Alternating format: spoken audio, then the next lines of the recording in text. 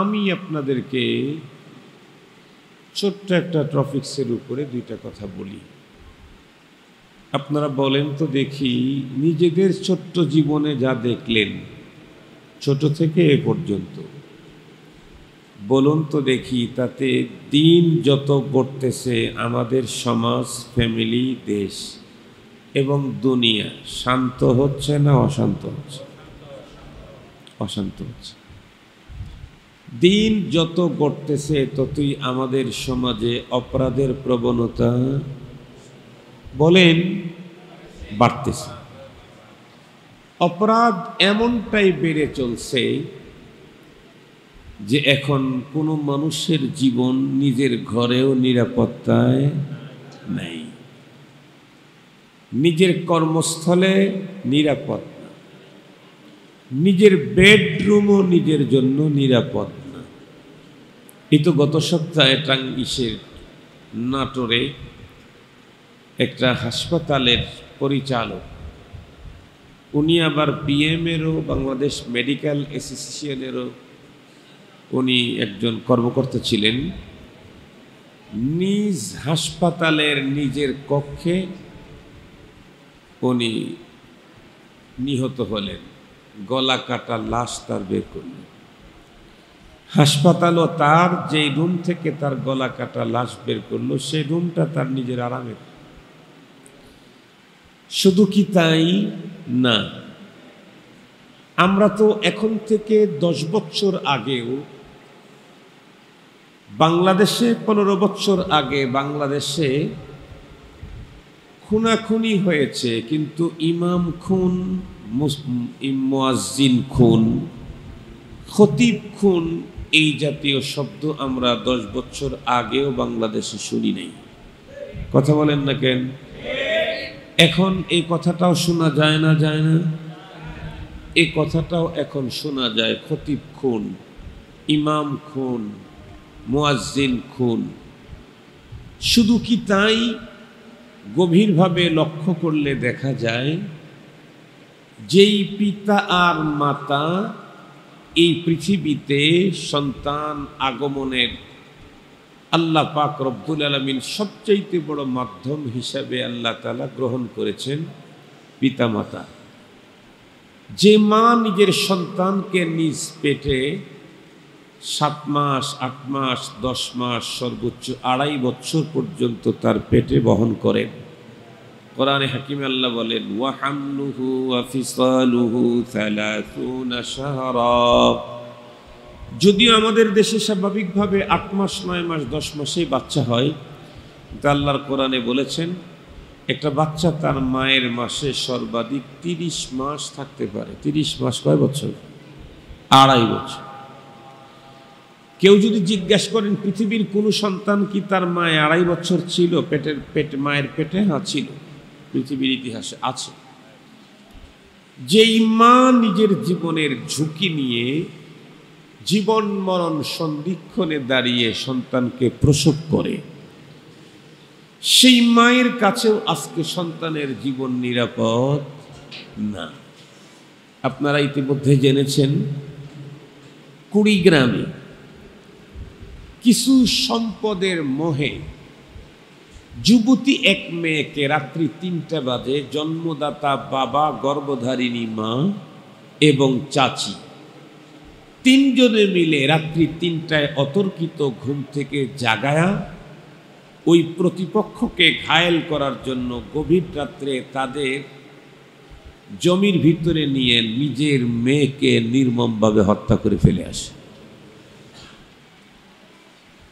তাহলে মা গর্ভধারিণী মা, তার কাছেও সন্তানের জীবন নিরাপদ না। শুধু কি এইটাই ঘটছে না, পরকীয়ার কারণে এখন জায়গায় মা তার নিজের সন্তান হত্যার অভিযোগ মাঝে মাঝেই শুনতে পাওয়া যায় পরকীয়ার কারণে। ওটা তো সম্পদের মোহে। পরকীয়ার কারণে মা তার নিজ সন্তানকে খুন করতেছে, বাবা তার নিজ হাতে নিজের সন্তানকে হত্যা করতেছে। এমন কি আমি যখন একদিন কথা বলতেছিলাম, আমাকে একজন বললেন, হুজুর জাহেলিয়াতের সেই বর্বর যুগকেও হার মানায় দিয়েছে। কেন?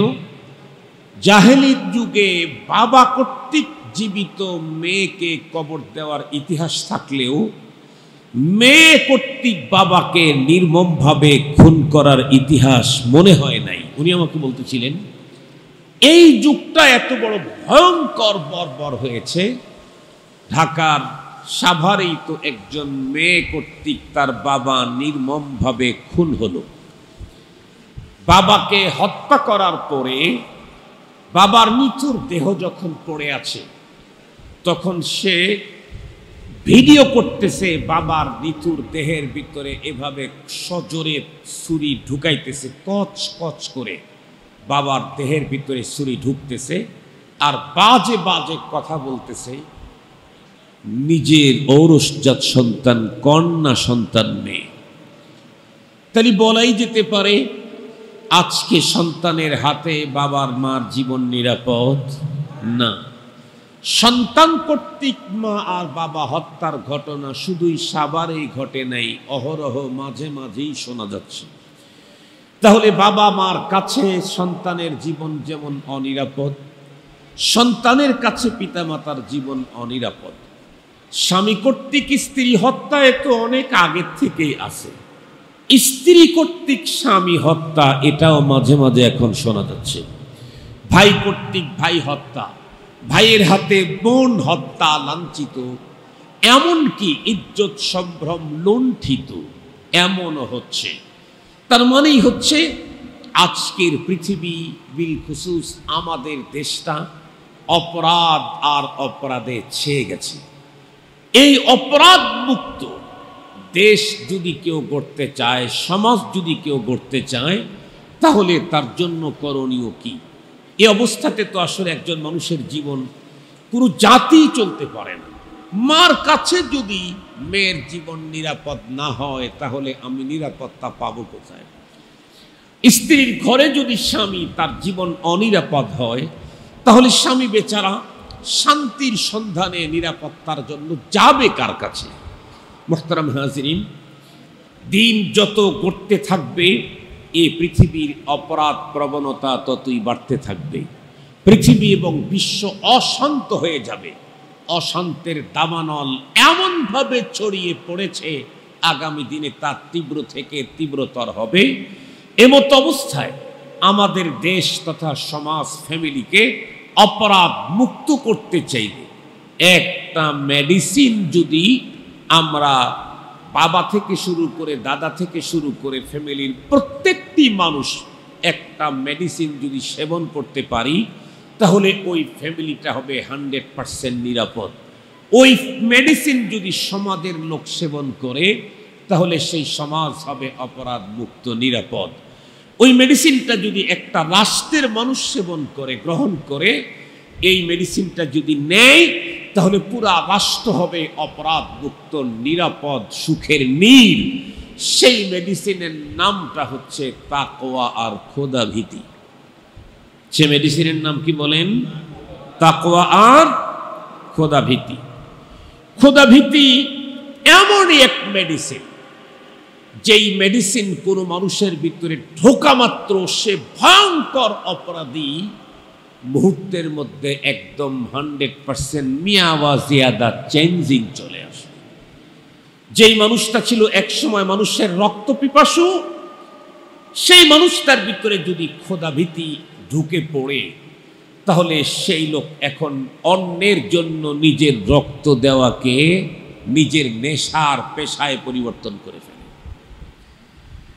এই কারণেই রব্বুল আলামিন কোরআনে হাকিমের সর্বশেষ আয়াত নাজিল করে পৃথিবীর মানুষকে, বন্ধুরা আমার, একটা অর্ডার করেছেন। আল্লাহ পাক বলেন, ওয়াত্তাকু ইয়াওমান তুরজাউনা ফীহি ইলাল্লাহ।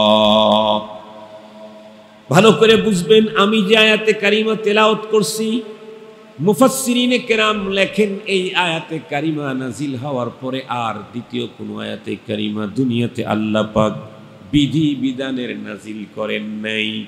সর্বশেষ আয়াতে কারিমা ওয়াত্তাকু ইয়াওমান তুরজাউনা ফীহি ইলাল্লাহ। কারো জিজ্ঞাসা হতে পারে, হুজুর ইসলামের ভিতরে সর্বাধিক গুরুত্বপূর্ণ হলো ঈমান। যেই মানুষের কাছে ঈমান নাই সেই মানুষটার দাম রব্বুল আলামিনের কাছে কিঞ্চিত পরিমাণে নাই। কোরআনে পাকের সর্বশেষ আয়াতে আল্লাহ পাক ঈমানের কথা বললেন না, কোরআনের কথা বললেন না, নামাজ জামিউল ইবাদাত তার কথাও বললেন না। একদম কোরআনের লাস্ট আয়াত নাজিল করতে গিয়ে আল্লাহ পাক কি অর্ডার করলেন? আল্লাহ অর্ডার করলেন, ওয়াত্তাকু ইয়াওমান তুরজাউনা ফীহি ইলাল্লাহ। তোমরা ওই দিনকে ভয় করো যেদিন তোমাদের প্রত্যেককে আল্লাহর কাছে উপস্থিত হতে হবে, ফিরে যেতে হবে। তার মানে তাকওয়া, খোদা ভীতি। কারণ তাকওয়াই হলো এমনই এক মহা মেডিসিন, যেই মেডিসিন যদি পৃথিবীর কোনো নারী আর পুরুষ, কোনো দেশ, কোনো কান্ট্রি, কোনো এলাকার মানুষ যদি ব্যবহার করতে পারে, তাহলে ওই মানুষটির দ্বারায় শুধু ঈমান, শুধুই ইসলাম এতটুকু না, কোরআনের বিসমিল্লাহর বা থেকে সূরা নাসের সিন পর্যন্ত টোটাল আইন কোরআন মানা তার জন্য সহজ হইয়া যায়। শুধু একটা জিনিস যদি তার অন্তরে কোনো মানুষ ঢুকাইতে পারে, সেটি হলো আল্লাহর ভয়, খোদাভীতি। খোদাভীতি যদি মানুষের ভিতরে ঢোকে, তাহলে সে ওপেনে গোপনে একা একই লোকালয়ে কোনো অবস্থাতেই স্বেচ্ছায় অনিচ্ছায় কোনোভাবেই সে গুনাহের আর অপরাধের কাজে জড়তেই পারে না, কোনোভাবেই অপরাধের কাজে জড়তে পারে না। কেন? কারণ তার 24 ঘন্টায় অন্তরের মধ্যে আছে আল্লাহর ভয়। আল্লাহর ভয় যদি অন্তরে কেউ হাজির রাখতে পারে, তাহলে সে অপরাধ মুক্ত জীবন গড়া তার জন্য কোনো বিষয়ই নেই। এই কারণেই তো রাসূল করিম সাল্লাল্লাহু আলাইহি ওয়াসাল্লাম বলেছেন, লা ইয়াজনি যানি হিনা ইয়াজনি ওয়া হুয়া মুমিন ওয়া লা ইয়াসরিকু সারিকু হিনা ইয়াসরিকু ওয়া হুয়া মুমিন। চুরি চোর যখন চুরি করে তখন তার ঈমান থাকে না। ঈমান থাকলে চুরি করতেই পারে না। ব্যভিচারী যখন ব্যভিচার করে, জিনাকারী যখন জিনা করে, তখন তার ঈমান থাকে না। আল্লাহর প্রতি 100% ঈমান, বিশ্বাস, ভয় অন্তরে থাকলে জিনা করতেই পারেন, কখনোই পারেন। কখন জিনা করা সম্ভব? যখন অন্তর থেকে খোদা ভীতি অ্যাবসেন্ট থাকে, তখনই মানুষ নানা অপরাধের ভিতরে জড়িয়ে যায়। এ কারণেই তো আল্লাহর পয়গম্বরকে হাদিস জিব্রাইলের ভিতরে জিব্রাইল আমিন জিজ্ঞাসা করেছিলেন, মাল ইহসান ইয়া রাসূলুল্লাহ, ইহসান কি জিনিস? আল্লাহর পয়গম্বর উত্তর করলেন, আনতা আবুদাল্লাহা কাআন্নাকা তারা ফাইন লাম তাকুন তারাহু ফাইন্নাহু ইয়ারাক। ইহসান হলো তুমি তোমার অন্তরের ভিতরে এই অবস্থাটা তৈরি করো যে তুমি আল্লাহকে দেখতেছো, আমি আল্লাহকে দেখতেছি। এটা যদি আমার অন্তরের ভিতরে বিদ্যমান থাকে 24 ঘন্টা, তাহলে আমার দ্বারায় মেরে কেটে হত্যা করে আগুন দিয়েও কোনোদিন খোদা বিরোধী কথা বের করতে পারবে না। আল্লাহ বিরোধী কথা, ঈমান বিরোধী কথা আমাকে মেরে কেটে টুকরো করে জীবন্ত আগুনের ভিতরে পোড়ায় দিলে, আমাকে যদি তেলের ভিতরে ফ্রাই করে ফেলে, এরপরেও আমি রবকে দেখছি, এটি যদি হয়, তাহলে জিন্দেগিতে কোনোদিন আমাকে ঈমানচ্যুত করতে পারবে না, আমাকে কোনো অপরাধের ভিতরে জড়াইতে পারবে না। না শয়তান পারবে, না দুনিয়ার কোনো ফেরাউন আর নমরুদ পারবে। কথা বলেন না কেন ভাই? ফেরাউন পারবে না, নমরুদ পারবে না, পারে নাই। বিবি আসিয়ার উপরে নির্যাতনের স্টিম রোলার চলতেছিল, এমনকি তার লজ্জাস্থান পর্যন্ত সেখানেও ভয়ঙ্কর আঘাত লাগানো হয়েছিল। শরীরের চামড়া ছিলতে ছিল, হাতের ভিতরে পেরাক লাগায়া এভাবে চিৎ করে শুয়েছিল। এরপরেও আসিয়া কি বলেছেন?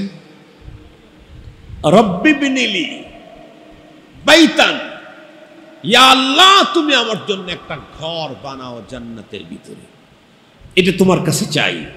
ওরে শাস্তি এগুলোকে আমি হিচে নিস্ত মনে করি, এগুলি কোনো ফাংশনই না, এগুলো কোনো বিষয়ই না। আর আমরা নিজেরা স্বেচ্ছায় অপরাধের কাজে লেগে যাই। কেন? আমাদের অন্তরে খোদাভীতির বড় অভাব। মুহতারাম হাজিরিন, খোদাভীতি যদি অন্তরের ভিতরে ঢুকাইতে পারি, মাত্র একটা গুণ, আল্লাহর ভয়, এটা যার অন্তরে যেই পরিমাণ থাকবে, সেই লোক সেই পরিমাণে মনুষ্যত্ববোধ, মরুয়াত, ইনসানিয়াত তত উন্নত গুণের অধিকারী হবে, তত নিজেকে অপরাধ মুক্ত রাখতে পারবে। যার অন্তরে এটার লেভেল যত কম, তার নেকির কাজের আগ্রহ তত কম, গুনাহ ছাড়ার যোগ্যতা তার তত কম। এই জন্যে মুসলমান ভাই খুব ভালো করে বুঝবেন। এখন কথা হলো, বুঝু হুজুর বুঝলাম, পৃথিবীকে অপরাধ মুক্ত করতে চাইলে একটা মাত্র বন্ধুরা আমার মহা ঔষধ, সেটা হলো আল্লাহর ভয়। আল্লাহর ভয় আমি আমার অন্তরে ঢুকাইতে চাই। কেমনে ঢুকাবো? আমি হাজার চেষ্টা করেও অন্তরের ভিতরে আল্লাহ ভীতি ঢুকাইতে পারতেছি না। আল্লাহর ভয় অন্তরে ঢুকাবো কেমনে? আল্লাহ পাক যে আল্লাহ আমাকে আল্লাহ ভীতি ঢুকানোর কথা বললেন, ওই আল্লাহই আমাকে আল্লাহ ভীতি ঢুকানোর পদ্ধতি শিখাইয়া দিয়েছেন। আল্লাহ বলেন, ইয়া আইয়ুহাল্লাযীনা আমানুত্তাকুল্লাহ ওয়া কুনু মা'আস সাদিকিন। ঈমানদার, তোমরা তাকওয়া অর্জন করো, খোদাভীতি অর্জন করো, আর এই মহান গুণ তোমার অর্জন হবে। সবচাইতে সহজ পদ্ধতি, মুত্তাকি যারা, সালেহিন, আরেফিন, সাদিকিন যারা আছে, তাদের সাথে তুমি সংস্রবে যাও, তাদের সহবতে আসো, তাদের পাশে বসো, তাদেরকে টাইম দাও, তাদেরকে সময় দাও। আপনারা লক্ষ্য করে দেখবেন, আমি আমার জীবনে দেখেছি কিছু কিছু ছেলে এতটাই ভদ্র ছিল, এতটাই ভীতু ছিল, মুরগি জব করলে সে দেখতে পারত না, চোখ বন্ধ করে থাকত। মুরগি জব করলে রক্ত বের হয়, জবর দৃশ্য সে সইতে পারত না, চোখ বন্ধ করে থাকত, চিল্লানি দিত। এই ছেলেটাই রপ্তা রপ্তা চলতে চলতে বখাটে, সন্ত্রাসী, কিলার, খুনি, অপরাধী, এদের সাথে মিশে যাইতে যাইতে হঠাৎ এক সময় শোনা যায় ওই ছেলেটাই এখন কিলার, খুনি হয়ে গেছে। ওকে এমন লেগেছে, মাঝে মাঝে খুন না করলেই ওর ভালো লাগে না। যেই ছেলেটি এক সময়ে মুরগি জব করার দৃশ্য সইতে পারে নাই, এই জাতীয় ছেলে শুধুই সংস্রব, সহবত আর সঙ্গদোষের কারণে ভয়ঙ্কর সিরিয়াল কিলার, খুনি পর্যন্ত হয়ে যায়। সহবতের মাধ্যমে যদি একজন চূড়ান্ত পর্যায়ের ভীতু, দুর্বল হাটের একজন মানুষ পর্যন্ত মানুষ খুন করতে যদি অভ্যস্ত হতে পারে, তাহলে নিঃসন্দেহে কোনো একজন মানুষ যদি, যার অন্তরে আল্লাহর ভয় আছে, এ জাতীয় বন্ধুরা আমার আহলুল্লাহদের সঙ্গে থাকে, তাহলে চলতে চলতে একটা পর্যায়ে ওই লোকের অন্তরে আল্লাহ পাক রব্বুল আলামিনের প্রেম আর ভয় ঢুকে যায়। একসঙ্গে থাকলে তার অন্তরে আল্লাহ প্রেম হয়। বিশ্বাস যদি না হয়, সমাজে তাকায় দেখবেন অনেক লোক এমন আছে, সুদ খাইতো, ঘুষ খাইতো, খুঁজে খুঁজে বেড়াইতো, 5 টাকা হলেও খাবে, বিড়ি হলেও খাবে। এরকম কিছু লোক আছে সমাজে। ছোট্ট একটা 2 টাকা হলেও ও ঘুষ খাবে, ওর নেশার পেশা হয়ে গেছে। এই লোকটাকে কোনোভাবে ছলে বলে ধরে যদি কোনো হক্কানি পীরের খানকায় নিয়ে যাওয়া যায়, অথবা যদি দাওয়াতে তাবলীগের সাথে সম্পর্ক করায় দেওয়া হয়, এই বাংলাদেশের হাজার না লক্ষ প্রমাণ আছে, হক্কানি পীরদের খানকায় গিয়ে অথবা দাওয়াতে তাবলীগের সাথে মিশে গিয়ে এই লোকটাই যে 5 টাকার ঘুষও যে ছাড়ত না, 5 টাকার সুদকেও যে পাওয়ার জন্য মরিয়া হয়ে লাগতো, সেই মানুষটার সামনে এখন কোটি টাকার সুদ আর ঘুষের প্যাকেট এদিক ওদিক গড়াগড়ি করতে থাকে, কখনো সে ভুলেও টাচ করতে যায় না। কেন? কারণ হলো আহলুল্লাহদের সহবতে এসে তার রুচির পরিবর্তন হয়েছে, তার চাহিদার পরিবর্তন হয়েছে। মানুষের রুচির পরিবর্তন হয় সঙ্গের মাধ্যমে, সাহাবতের মাধ্যমে। একজন মানুষ সারা জীবন তার জীবন ছিল কাপড় চুপুর পোশাক পরিচ্ছেদে একেবারে অবহেলা। সেই লোকটাই যখন কিছুদিন লম্বা টাইম এমন এক বন্ধুর সাথে চলে যার কাপড় সবসময় মার লাগানো, একেবারে উন্নত, কোথাও একটু ময়লা লাগলে সাথে সাথে চেঞ্জ করে, অটোমেটিকলি ওই দোস্ত তাকে কিছু বলতে হয় না, ওর কাপড় ওর পোশাক পরিচ্ছেদ দেখেই ধীরে ধীরে ধীরে ধীরে এই লোকের পোশাকের ভিতরে পরিবর্তন দেখা যায়। কথা বলেন না কেন? অসত্য অবাস্তব বললাম, সব তো আমার চোখের সামনে ঘটনা বলতেছি, এ তো ইতিহাস থেকে পাওয়া কথা বলতেছি না, নিজের চোখের দেখা কথা বলতেছি। এই কারণে মুহতারাম হাজিরিন, আজকের পৃথিবীর দিন যত যাবে অপরাধের প্রবণতা ততই বাড়বে, পৃথিবী অশান্ত হবে। এই পৃথিবীকে যদি শান্ত করতে চাও, এ দেশ আর সমাজ আর ফ্যামিলিকে যদি অপরাধ মুক্ত করতে চাও, অপরাধ দমন, দুদক মুদক অমক এই সেই বাড়ায়া জিন্দেগিতেও সম্ভব হবে না। অপরাধ দমনের যত সংগঠন বাড়বে অপরাধের ততই প্রবণতা আরো বাড়তে থাকবে। দেখেন না, দুর্নীতি দমন করার জন্য ব্যুরো বানাইছে, সেই ব্যুরোর বুড়াগুলা দুর্নীতিতে চ্যাম্পিয়ন হয়ে গেছে।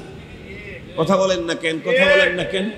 এরাও এখন এখন অনেকে আছে না নজরদারিতে, অনেকে নজরদারিতে আছে। কেন? দুর্নীতি দমন ব্যুরো টুরো দিয়ে দুর্নীতি মুক্ত হয় না। পৃথিবীর সবচাইতে ভয়ঙ্কর পরিবেশ ছিল এই পৃথিবীতে মহানবী সাল্লাল্লাহু আলাইহি ওয়াসাল্লামের আগমনের আগ মুহূর্তটা একদম ভয়ঙ্কর ছিল, সিরিয়াস। একটা মাত্র মুরগির বাচ্চাকে টার্গেট করে 40 বছর পর্যন্ত যুদ্ধ বিগ্রহ চালু ছিল জাহেলি যুগে, হারবুল ফুজ্জার। এতটাই ভয়ঙ্কর ছিল তখনকার মানুষ। সেই অশান্ত এবং অপরাধের প্রবণতায় ভরা অন্ধকারের যুগের মানুষদেরকে আল্লাহ পাক রক্ষা করার জন্য শান্তির মহান বার্তা দিয়ে মুহাম্মদুর রাসূল সাল্লাল্লাহু আলাইহি ওয়াসাল্লাম শান্তির দূতকে আল্লাহ পাক দুনিয়াতে পাঠায়া দিলেন। সেই শান্তির বার্তা মহাগ্রন্থ কোরআন, সেই মহান দূত মুহাম্মদুর রাসূল সাল্লাল্লাহু আলাইহি ওয়াসাল্লামের আদর্শ আমাদের কাছে এখনো আছে। শুধুই আমরা সেটা ধরতে পারলেই আমরা আবার অপরাধ মুক্ত নিরাপদ শান্তির জীবনে ঢুকতে পারবো। যতদিন পর্যন্ত কোরআন সুন্নাহর বাইরে থাকবো ততদিন পর্যন্ত হাজার দরজা ঢুকিয়ে কখনোই শান্তি কমপক্ষে পৃথিবীতে প্রতিষ্ঠা করা সম্ভব নয়। এক রাত্রি শান্তিতে কাটাইতে পারবেন। একটু গভীরভাবে লক্ষ্য করেন, শুধুই কি এদেশের বিগত সময় এখন শুধুই মোল্লারাই কি সংখ্যাগ্রস্ত? শুধু কি দিনদারেরাই আশঙ্কাগ্রস্ত? কখন কি হয় না, সর্বোচ্চ চেয়ার পর্যন্ত নিরাপদে একজন মানুষও নাই। যত বড় চেয়ার তত বড় অনিরাপদ, যত বড় চেয়ার তত বড় অনিরাপদ। বিগত সময়ের পুলিশের আইজি যে ছিল এখন কোথায়? কথা বলেন না কেন? বিগত সময়ের যারা কথায় কথায় বলতো খেলা হবে তারা কোথায়? মুহতারাম হাজিরিন, তার মানে হলো শান্তি আর মুক্তি আর নিরাপত্তা তোমার আমার পদ্ধতিতে বানানো পদ্ধতিতে হবে না, বরং শান্তি মুক্তি দুনিয়াতে আখেরাতে পেতে চাইলে যিনি আমাকে তোমাকে তৈরি করেছেন তার ফর্মুলা মেনে নিতে হবে। আমি আমার আলোচনাকে দীর্ঘায়িত করতে চাই না, একটা গুণ আমার আপনাকে অর্জন করতেই হবে। যদি করতে পারি তাহলে কি কি অফার আছে? আল্লাহ কোরআন শরীফের ভিতরে এতগুলা অফার আছে। ইন্নাল মুত্তাকিনা ফি জান্নাতিন ওয়া উয়ুন, ইন্নাল মুত্তাকিনা ফি জান্নাতিন ওয়া উয়ুন। আল্লাহ বলেন তুমি তাকওয়ার গুণ অর্জন করে যদি মুত্তাকি হয়ে যেতে পারো তাহলে তোমাকে তো পরপারে উদ্যান রাজিতে তোমাকে বাসস্থান বানায় দেওয়া হবে, যেখানে কত রকমের ফুয়ারা থাকবে, পানির ফুয়ারা, চলমান প্রবাহমান অনেক নহর থাকবে। কয়টা নহর থাকবে? কোরআন শরীফের মধ্যে আল্লাহ তাআলা এক আয়াতে বলেন 4 রকমের নহর থাকবে, তোমার বিল্ডিং এর নিচ দিয়েই চলবে ওটা। সুবহানাল্লাহ বললেন না? আমাদের দেশে তো এই কি বলে সংসদ ভবনের চতুর্দিকে পানি, নিচ দিয়ে না কিন্তু চতুর্দিকে পানি, মাঝে মাঝে ওটা ইয়া করে। আর আল্লাহ যে আমাদেরকে জান্নাতে বাড়ি দিবেন ওইটার নিচ দিয়ে পানি।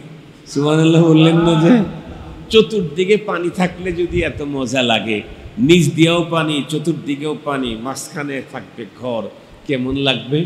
আপনারা মনে হয় দেখেছেন, এখন প্রযুক্তিতে আপনারা হয়তো দেখেছেন, এখন অনেক উন্নত দেশের উন্নত বাসাগুলাতে এখন ফ্লোরের ভিতরে গ্লাস লাগানো হয়, গ্লাস ফ্লোরে, আর তার নিচে থাকে হলো পানি, অনেক পানি। ওর ভিতরে আছে জলজ প্রাণী, সাপ আছে, মাছ আছে, এটা আছে ওইটা আছে। আপনার ঘরের ফ্লোর, আপনি হাঁটতেছেন, ওর নিচ দিয়ে সাপ চলতেছে, ওর নিচ দিয়ে কচ্ছপ চলতেছে, ওর নিচ দিয়ে মাছ চলতেছে, ওর নিচ দিয়ে ব্যাঙ চলতেছে, মানে অনেক কিছু। এই জায়গাতে আপনি ওই নিচে ফ্লোরে শুয়ে আছেন কম্বল দিয়ে, কম্বলটা সরাইলেই ফাঁকের থেকে মনে হবে হায় হায় এর পিঠের নিচে অনেকগুলা মাছ, পিঠের নিচে অনেকগুলি সাপ। এই দৃশ্য এখন বানাইতেছে, কৃত্রিম করে বানিয়ে রাখছে আর কি, মাছ অরিজিনালি মাছ দিয়ে রাখছে। এটা অনেক মজাদার। এতটুকুন পানি থাকলে উপরে গ্লাস লাগাইলে যদি মজা হয়, যেই গ্লাস ভূমিকম্পের কারণে ভেঙে যাওয়ার সম্ভাবনা আছে, অথবা খুব জোরে আঘাতের কারণে ভাঙার সম্ভাবনা আছে।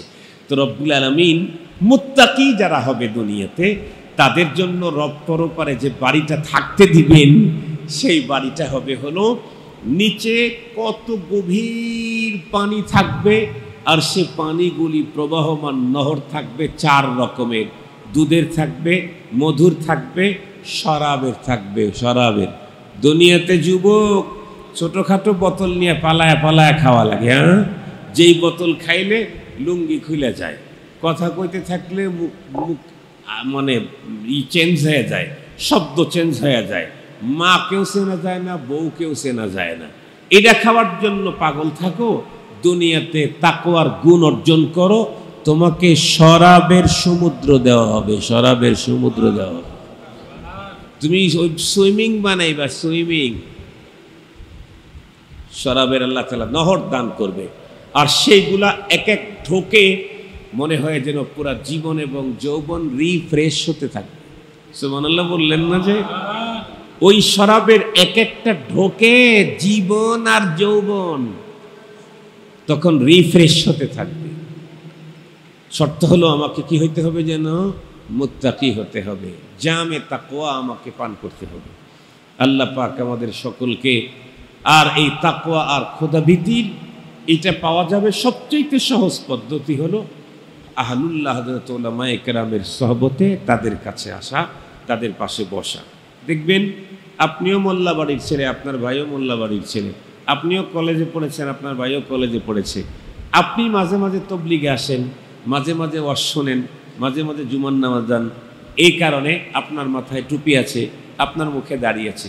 আপনার ভাই ছোটবেলা থেকেই স্কুলে গেছে, সেখান থেকে ইউনিভার্সিটি, সেখান থেকে আমেরিকায় গেছে, ওর মুখেও দাড়ি নাই, কথা বলেন না কেন, মাথাতেও টুপি নাই, কথাতেও কোনো ঠিক ঠিকানা নেই। ঠিক বললাম না? ঠিক বললাম? একই ফ্যামিলির, একই মা, একই বাবা, একই প্লেটে খাবার খেয়েছেন। এই চেঞ্জ এত কেন? ও রবই মানে না, আর আপনি গভীর রাত্রে উঠে রবের কুদরতের পায়ে সেজদা দিয়ে কাঁদতে থাকেন। এই বিশাল পরিবর্তন কেন? কারণ ও তো কখনো আল্লাহওয়ালাদের কাছেই যায় নাই। আল্লাহ আল্লাহর মজা পাইব কেমনে? যে জীবনে কোনোদিন রসগোল্লা খায় নাই, ও রসগোল্লার মজা কি কচু বুঝবে? কথা বলেন না কেন ভাই? রসগোল্লা খেতে হবে, যদি নাও খায়, রসগোল্লা যেখানে বানায় ওখান থেকে ঘুরলে ওর ঘেরানেও খানিকটা মিষ্টি মিষ্টি ভাব আছে না নাই? মিষ্টির দোকানে ঢুকলে মিষ্টি মিষ্টি ভাব পাওয়া যায়। কিছুদিন আগে কথা বলে শেষ করে দিচ্ছি, কিছুদিন আগে আমার ইমিডিয়েট বড় ভাই শেখুল হাদিস আল্লামা মোহাম্মদ মিয়া কাসিমি মাদ্রাসা রাজশাহী, ওনার একটা মাত্র ছেলে, তার বিয়ের অনুষ্ঠানে গেছি। তো পরে আমি গাড়ি নিয়ে গেছি, মনে করছি গাড়ির ভিতরে আমার আতর আছে, পরে দেখে আতর নেই। গরমের সময় ভাল লাগতেছে না, তো বললাম চলেন আতর দোকান থেকে আতর কিনি। তো আতরের এক দোকানে নিয়ে গেল, এই কয়টা মাল তেমন নাই। পরে বললো যে অমুক দোকানে যান, সেখানে গেলাম, গিয়ে দেখি দোকানটা এসি, গরমের টাইম, খুব গরম লাগতেছে। তো আমি যাওয়া মাত্র ওই একজন আগে গিয়ে বলছে যে হুজুর আসতেছেন, তো ওরা গেটটা খুলে দিয়েছে। গেটটা খোলা মাত্র ভিতর থেকে শুধু এসি আসে নাই, এসির সাথে সাথে আতরও বেরিয়েছে। ঠিক বললাম কি? এসির সাথে সাথে কি বেরোইছে? আতরও বের হয়েছে। তো কিছুক্ষণ ঘুরে আতর চয়েস ছিল না, যিনি আমাকে সাথে করে নিয়ে গেছেন, বললাম ভাই আতর নিলাম আর নাই নিলাম, কিছুক্ষণ তো গ্রানটা নিয়ে গেলাম, কিছুক্ষণ তো শরীরটা গ্রান করবে, চলেন যাই। তো আতরের দোকানে ঢুকলেই যদি 2, 3, 5, 10 মিনিট যদি ঘ্রাণ ভিতরে থাকে, ময়লার স্তূপের কাছ দিয়ে গাড়ি 100 কিলোমিটার বেগে গেলেও 2-3 মিনিট পর্যন্ত গন্ধে নাক খোলা যায় না। কথা বলেন না কেন? আপনি কি লাগাইছিলেন শরীরে? লাগান নাই, খালি ময়লার স্তূপের কাছ দিয়ে গেছেন, তাই 3 মিনিট 5 মিনিট এইভাবে ধরে আসেন, টিকতেই পারতেছেন না। এটা যদি হয়, আল্লাহ ওয়ালাদের সহবতে আসলে কিছু না করলেও আল্লাহ প্রেমের আগুন আপনার অন্তরে লেগে যায়। এজন্য আসবেন এখানে, ইসলাহি প্রোগ্রাম আল্লাহ তাআলা মাসে মাসে করার তৌফিক দান করুক। নিয়মিত মাসে আসবেন, এসে দিন শিখবেন। দিনহীন হয়ে কবরে গেলে তার মতো ভয়ঙ্কর অপরাধী পোড়া কপালওয়ালা পৃথিবীতে আর কেউ হবে না। আমরা অনেকেই তো মাদ্রাসায় পড়ে দিন শিখতে পারি নাই, সেই সুযোগ হয় নাই। মাসে মাসে নিসাব দেব, বছরে চিল্লা লাগাবো, এই সুযোগটাও অনেকের হয় না। কমপক্ষে মাসে মাসে 2 ঘন্টা 3 ঘন্টা সময় আমরা এখানে খাদিমুল কোরআন মাদ্রাসার ক্যাম্পাসে যখনই শুনবো যে এখানে ইসলাহি প্রোগ্রাম হচ্ছে, ওলামায়ে কেরাম আসতেছে, সব কাজ বাদ দিয়া 3 ঘন্টার জন্য আমি এখানে সময় দেব। পারবো না ইনশাআল্লাহ? 4টা ঘন্টা সময় দেব, পারবো না ইনশাআল্লাহ? সময় দিতে থাকেন, চলতে চলতে চলতে চলতে দেখবেন অটোমেটিকলি আপনার অন্তরে আল্লাহ ভীতি ঢুকে গেছে, আপনি বুঝতেও পারেন নাই। আল্লাহ তাআলা আমাদের সকলকে আলোচিত কথা বুঝবার, এরপরে আমল করবার তৌফিক দান করুক। ওয়া আখিরু দাওয়ানা আলহামদুলিল্লাহি রাব্বিল আলামিন। আলহামদুলিল্লাহি রাব্বিল আলামিন। والصلاة والسلام على سيد الأنبياء والمرسلين وعلى آله وأصحابه أجمعين. ربنا ظلمنا أنفسنا وإن لم تغفر لنا وترحمنا لنكونن من الخاسرين. ربنا لا تزغ قلوبنا بعد إذ هديتنا وهب لنا من لدنك رحمة إنك أنت الوهاب. رب العالمين আল জামিয়াতুল ইসলামিয়া খাদিমুল কোরআন মাদ্রাসার 2য় শাখা, ইয়া আল্লাহ, এখানে দিন থেকে শুরু হয়ে রাত্রি 1টার কাছাকাছি বেজে গেছে। ইয়া আল্লাহ, গভীর রাত পর্যন্ত তোমার দিনদার পরহেজগার নেককার বান্দা বান্দীদেরকে নিয়ে ওলামায়ে কেরাম দ্বীনি আলোচনা করা শোনার পর মাহফিলের একদম লাস্ট মুহূর্তে গভীর রাত্রে ভিক্ষুকের মতো হাত দুখানি তোমার আরশের দিকে উঁচু করেছি। আল্লাহ, আমাদের প্রত্যেকের আশা বসা আজকের এই ইসলাহি প্রোগ্রাম কবুল করে নাও। রব্বুল আলামিন, সারা জীবনের গুনাহ মাথার উপরে নিয়ে তোমার কাছে হাত পেতেছি। আল্লাহ, আমাদের तमाम জীবনের সমুদায় গুনাহগুলি তুমি ক্ষমা করে দাও। আল্লাহ, আমাদের আপনজন যারা দুনিয়া থেকে চলে গেছে তাদেরকে চিরস্থায়ী ক্ষমা করো, তাদের কবরগুলো তুমি রহমত দিয়ে ভরে দাও। আল্লাহ, আমাদের ছেলে সন্তান, ভাই বেরাদার, বন্ধু বান্ধব, স্ত্রী পুত্র কন্যা, দেশে বিদেশে যারা আছে, ইয়া আল্লাহ, প্রত্যেককে তুমি সুস্থতার সঙ্গে নেক হায়াত বাড়ায়া দাও। আল্লাহ, আমাদের প্রত্যেকের ঈমান আমল আকীদা হেফাজত ফরমাও। রব্বুল আলামিন, ভবিষ্যৎ প্রজন্ম যারা আসতেছে আসবে, ইয়া আল্লাহ, সবাইকে কুফরি শিরকি বেদাতের ছোঁয়া থেকে বাঁচাও। বদ্দিনী লাদিনী উরিয়ানির সায়লাব থেকে রক্ষা করো আল্লাহ। রব্বুল আলামিন, এমনই এক মুহূর্তে গভীর রাত্রে তোমার আরশের দিকে হাত উঁচু করলাম যখন গাজার মুসলমানরা না খেয়ে ক্ষুধায় দুনিয়া থেকে বিদায় নেয়। আল্লাহ, আয় রব্বি করিম, পৃথিবীর কাফের মুশরিকদেরকে তুমি কত মজার খাবার খাওয়াইতেছো। আল্লাহ, গাজার মাসুমদেরকে তুমি গায়েবের থেকে খাদ্যের ব্যবস্থা করে দাও। तमाम পৃথিবীর মজলুম মুসলমানদেরকে মদদ ফরমাও। ওগো রব্বুল আলামিন, তোমার এই জমিনে কোনো মুসলিম মা বোনের ইজ্জত যেন লুণ্ঠিত না হয় আল্লাহ। तमाम পৃথিবীর মুসলমান মা বোনদের ইজ্জত আবরু তুমি হেফাজত করো আল্লাহ। জান মাল ঈমান আকীদা আখলাক চরিত্র তুমি হেফাজত করো আল্লাহ। রব্বুল আলামিন মাদ্রাসা এবং আজকের এই মাহফিলের পিছনে যত মানুষের সহযোগিতা আছে কবুল করে নাও। অতিথিবৃন্দরা এসেছিলেন, দেখা করেছেন, দোয়া চেয়েছেন, আল্লাহ প্রত্যেকের জায়েজ সাদত কবুল করে নাও, মঞ্জুর করে নাও। রব্বুল আলামিন, জানি না কার অন্তরে কোন ব্যথা বেদনা আছে দূর করে দাও, জানি না কার মনের ভিতরে কোন বৈধ চাহিদা আছে পূরণ করো, জানি না কে কোন রোগে আক্রান্ত সুস্থতার নেয়ামত দান করো ইয়া আল্লাহ। মুনাজাতের পরে আমরা প্রত্যেকে নিজ গন্তব্যের দিকে রওনা করব। সহি সালেম তুমি আমাদেরকে সিকিউরিটি নিরাপত্তা দিয়ে গন্তব্যে পৌঁছিয়ে দিও। রব্বে করিম, আগামীকাল আমার বাসায় বড় এক মেহমানদারির ব্যবস্থা আছে আল্লাহ। মেহমানদেরকে যথাসময়ে হাজিরির তৌফিক দিয়ে দিও, তাদের হক আদায় করে মেহমানদারি করবার তৌফিক আমাকেও দান করে দিও। রব্বুল আলামিন, তুমি এই মাদ্রাসা কবুল ও মঞ্জুর করে নাও। এর জন্য যা যাবতীয় দরকার হয় মিয়া ওয়াজিয়াদা দান করে দাও। আয় রব্বে করিম, মৃত্যু পর্যন্ত তোমার দ্বীনের কাজের সাথে আমাদেরকে লাগায়া রাখো আল্লাহ। আমাদেরকে তোমার দ্বীনের কাজের সঙ্গে মৃত্যু পর্যন্ত লাগাও। দ্বীন আর দ্বীনদারদের সঙ্গে থাকার তৌফিক আমাদেরকে দান করো।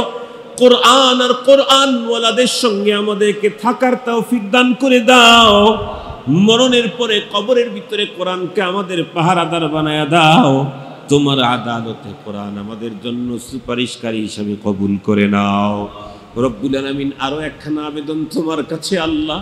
সারা জীবন ইয়া আল্লাহ হাজার বার তোমার প্যারা হাবিবের উপরে দরুদের হাদিয়া পৌঁছাইলাম আল্লাহ।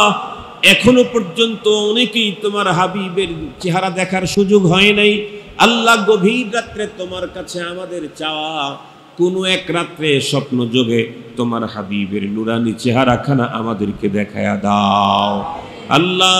তোমার পেয়ারা হাবিবের চেহারা না দেখায়া আমাদের কাউকেই কবরে ডাক দিও না। রব্বুল আলামিন, কত মানুষ বছরে বছরে লাব্বাইক আল্লাহুম্মা লাব্বাইক বলার জন্য তোমার ঘরে যায়। ইয়া আল্লাহ, আগামীর লাব্বাইক যারা বলবে তাদের কাতারে আমাদেরকে শামিল করে নাও। वो दिन खुदा करे के मदीना को जाए हम, वो दिन खुदा करे के मदीना को जाए हम, खाके दर रसूल का सुरमा लगाए हम। सुबहान रब्बिका रब्बिल इज्जति अम्मा यसिफून व सलामुन अलल मुरसलीन वल्हम्दुलिल्लाहि रब्बिल आलमीन बिरहमतिका या अरहमर राहिमीन।